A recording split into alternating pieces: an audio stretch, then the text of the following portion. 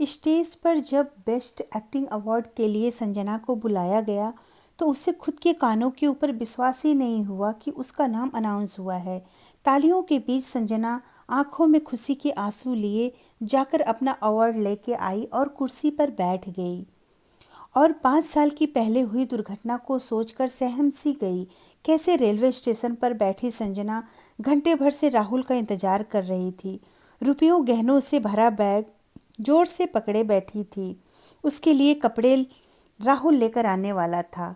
घर से कपड़े लेकर चलती तो मम्मी पापा को शक हो जाता। वह अपने फ्रेंड निधि के जन्मदिन की पार्टी का बहाना करके निकली थी।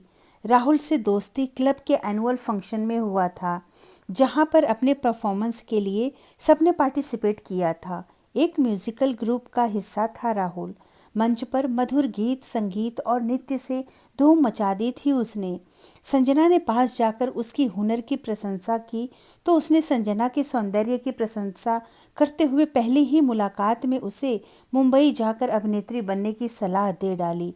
यही सपना तो संजना के आंखों में भी था। उसके बिंदास बात करने की अंदाज पर मंत्रमुग्ध हो गई संजना। फ़ोन नंबर का आदान प्रदान हुआ। दोस्ती घनिष्ठता में बदली और अब संजना उसके साथ चोरी से मुंबई जा रही थी।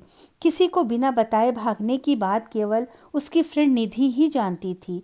समझाया भी था उसे निधि ने कि तू गलत कदम उठाने जा रही है, परंतु फिल्मी स्टाइल से भाग रही संजना अभी से ही खुद को हीरोइन समझने लगी थी। तभी अचानक मोबाइल फ़ोन की घंटी बजी। उसकी मम्मी का फ़ोन था। न चाहते हुए भी फ़ोन उठाना पड़ा संजना को। हेलो मम्मी, क्या हुआ? बताया तो था कि आने में देर हो जाएगी, फिर फ़ोन क्यों किया? अरे बेटा, हम क्या बताएं, घर में चोरी हो गई है। सारे गहने और घर में रखे सारे रुपए गायब हैं।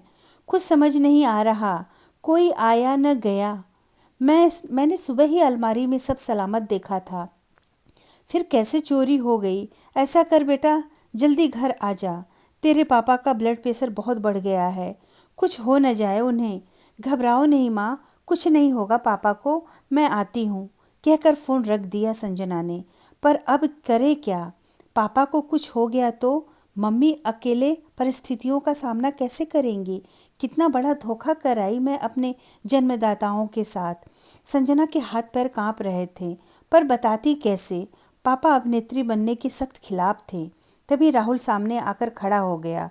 उसके साथ दो लोग और थे। एक बैग देते हुए बोला, ये तुम्हारे लिए कपड़े हैं, एक ज़रूरी परफॉर्मेंस है मेरी, मैं अभी तुम्हारे साथ नहीं आ सकता, इसीलिए तुम इनके साथ चली जाओ। मैं 2 दिन बाद मिलता हूँ मुंबई में तुमसे। संजना ने उन दोनों को गहरी दृष्टि से देखा। दोनों संजना को ही देख रहे थे। उनकी निगाहें ठीक नहीं लगी उसे। अपनी ओर देखता पाकर उसने एक से बोला, हेलो संजना, बहुत खूबसूरत हैं आप। इंडस्ट्रीज में आप अपनी बड़ी पहचान है। कल ही आपको मिलवाते हैं फिल्म के बड़े डायरेक्टर से। उनके बात का जवाब दिए बिना संजना ने राहुल से कहा, परफॉर्मेंस थी तो पहले पता नहीं था, उसके बाद जाते हम। अनजान लोगों के साथ मैं कैसे चली जाऊं? अरे जिन्हें अनजान कह रही हो, ये दरअसल बड़े लोग हैं। तुम्हारी किस्मत है कि ये शहर में आए हैं और आज मुंबई वापस जा रहे हैं, और मैं तो पहुंच ही रहा हूं ना 2 दिन बाद। दूसरा आदमी नाराजगी से बोला, हमारे ऊपर भरोसा नहीं तो हम भी इन्हें साथ ले जाने वाले नहीं। काम दिलवाने के लिए इनके जैसे हजारों लोगों की लाइन लगी रहती है हमारे आगे। ये तुम्हारी मित्र हैं, इसीलिए हमने मदद के लिए हाँ कहा। फिर राहुल बोला, अरे नाराज मत हो भाई, लड़की है, अनजान लोगों पर भरोसे में समय लगेगा। पर मैं समझता हूँ। संजना की समझ में कुछ नहीं आ रहा था। एक धोखा वह मम्मी पापा को देकर आई थी, दूसरे धोखे का शिकार खुद तो नहीं होने जा रही। आखिर जानती ही कितना है राहुल को, खुद तो साथ भी नहीं चल रहा। फिर बोली, अगर मैं जाऊंगी तो लेडीज़ कूपे में ही जाऊंगी, पूरी रात भर अजनबियों के साथ नहीं रहूंगी। इतना सुनकर राहुल चिढ़कर बोला, अरे यह कैसी जिद है? पहले से रिजर्वेशन है तुम्हारा इन लोगों के साथ। और राहुल, तुमने तो कहा कि ये लोग तुम्हें आज ही मिले, तो इनके साथ रिजर्वेशन पहले से कैसे है? रिजर्वेशन तो तुम्हारे साथ था। वैसे भी अपने लिए लेडीज़ कूपे का इंतज़ाम मैं खुद कर लूँगी। संजना की बातों का जवाब नहीं सूझा तो उनमें से एक बोला, ठीक है कर लो, पर मुंबई बड़ा स्टेशन है, अपने कूपे में हमारी प्रतीक्षा करना, इधर उधर मत उतर जाना। संजना ने हाँ में सिर हिलाया और एक ओर बढ़ गई। राहुल ने साथ आने का प्रयत्न किया तो उसने मना कर दिया।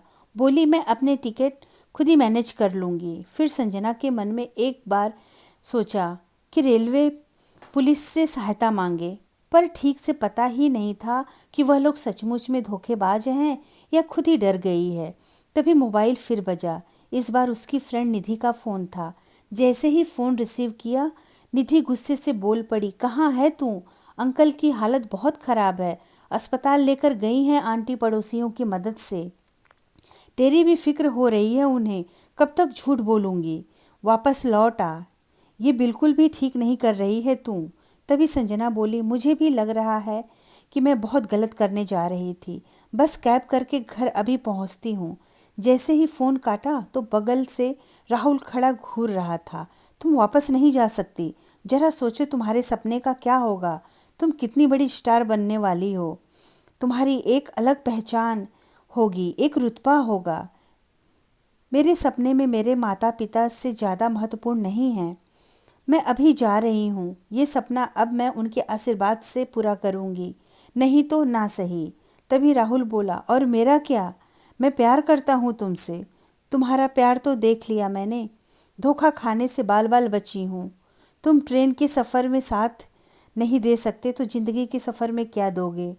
राहुल ने संजना के हाथों से बैग छीनने की कोशिश की तो संजना ने शोर मचाया।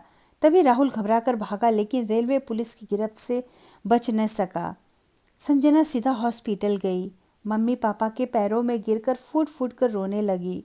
उसे अपनी गलती का बखूबी एहसास हो गया था। उसके पापा शीघ्र ही स्वस्थ होकर घर आ गए, जिन्होंने संजना की इच्छाओं का सम्मान करते हुए अभिनेत्री बनने की अनुमति दे दी। और आज पहली ही फिल्म के लिए ये अवार्ड मिला था। कैसे वह उस दिन नर्क में जाते जाते बची थी, यह सोचकर ही वो सहम सी गई। धन्यवाद दोस्तों, मेरी कहानी अच्छी लगी तो सब्सक्राइब ज़रूर करिएगा।